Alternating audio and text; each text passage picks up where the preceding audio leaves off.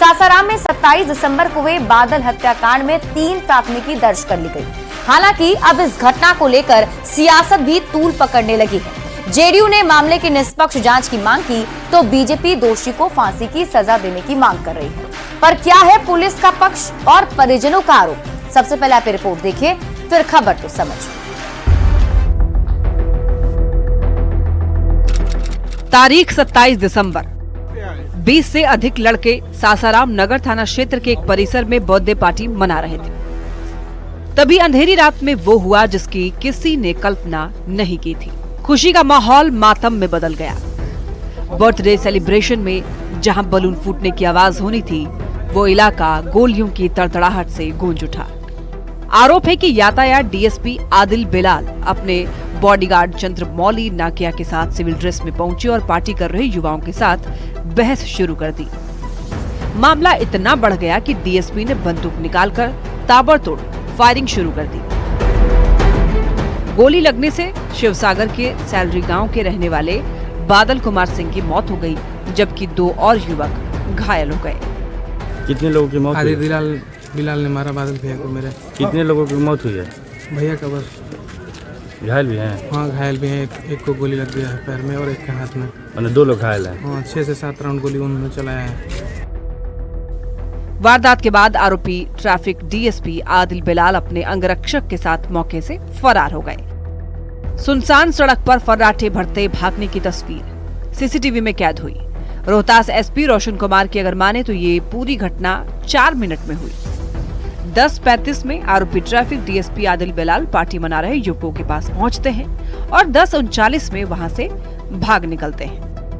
जो दोनों पुलिस कर्मी जो इस घटना में के समय झड़प में थे, दोनों का हथियार जब्त करके और जो घटना से देखो का वो सबको जब्त करके एफएसएल जांच के लिए भेजा जा रहा है। मृतक के परिजनों का आरोप है कि आरोपी डीएसपी रिश्वत की मांग कर रहे थे। इसी को लेकर बहस हुई और फिर डीएसपी ने गोली मारकर बादल कुमार सिंह की हत्या कर दी। इस पूरे प्रकरण में राजनीति भी अब शुरू हो गई है। सत्ता पक्ष के नेता निष्पक्ष जांच कर दोषियों को फांसी देने की मांग कर रहे हैं। मुझे लगता है कि ये डीएसपी पूरी तरह मेंटल है। इसका इतिहास भी खराब है। जिस समय प्रोबेशन पीरियड में था उस समय भी इस तरह का घटना किया था और यहाँ तो सीधा क्रिमिनल वाला एक्शन किया है ट्रैफिक डीएसपी। ये दोषी डीएसपी है ट्रैफिक, उसके ऊपर कड़ी से कड़ी सजा। तो क्या हम तो कहते हैं कि उसको फांसी की सजा मिलनी चाहिए। उसके अनुसार उसको सजा मिले, चाहे वो फांसी का हो, चाहे जेल का हो, चाहे जो सजा हो। घटना के बाद पूरे इलाके में तनाव का माहौल है। पुलिस प्रशासन की कार्यशैली पर प्रश्न चिन्ह खड़े हो रहे हैं। सवाल उठ रहे हैं कि पुलिस पर हत्या का आरोप लगेगा तो जनता का क्या होगा? मामूली सी घटना में पुलिस की गोलीबारी कितनी सही? कब होगी आरोपी ट्रैफिक डीएसपी आदिल बेलाल की गिरफ्तारी? सासाराम संवाददाता अजित कुमार के साथ ब्यूरो रिपोर्ट न्यूज़ 18। और चलिए अब सिलसिलेवार तरीके से बादल सिंह हत्याकांड को समझते हैं। 27 दिसंबर की रात कुछ लोग बर्थडे पार्टी मना रहे थे। बादल सिंह के साथ 20 से अधिक लड़के उसी पार्टी में मौजूद थे और तभी बीच पार्टी में ट्रैफिक डीएसपी मोहम्मद आदिल बेलाल पहुंच जाते हैं। डीएसपी आदिल के साथ बॉडीगार्ड चंद्रमौली नागिया भी मौजूद था। डीएसपी और बॉडीगार्ड सादे लिबास यानी कि सिविल ड्रेस में वहां गए थे। परिजनों का आरोप है कि डीएसपी ने रिश्वत की मांग कर दी और इसी बात को लेकर डीएसपी और युवकों में झड़प हो गई। आरोप है कि डीएसपी मोहम्मद आदिल बेलाल ने गोली चला दी और गोली लगने से राणा ओम प्रकाश उर्फ बादल की मौत हो गई। गोलीकांड में बादल सिंह के 2 और दोस्त भी जख्मी हुए। बादल हत्याकांड में अब तक क्या क्या हुआ है और बॉडीगार्ड चंद्रमौली नागिया की एफआईआर में क्या है, अब आपको ये बताते हैं। सासाराम नगर थाना में 3 अलग अलग एफआईआर दर्ज किए गए हैं। पहली एफआईआर डीएसपी के बॉडीगार्ड की ओर से दर्ज कराई गई। डीएसपी के अंगरक्षक चंद्रमौली नागिया ने एफआईआर दर्ज कराई। डीएसपी मोहम्मद आदिल करगहर मोड़ से पोस्ट ऑफिस चौक जा रहे थे। पुलिस को देख बाइक सवार 2 संदिग्धों ने भागने की कोशिश की। दोनों पर बॉडीगार्ड ने सर्विस रिवॉल्वर छीनने का आरोप लगाया।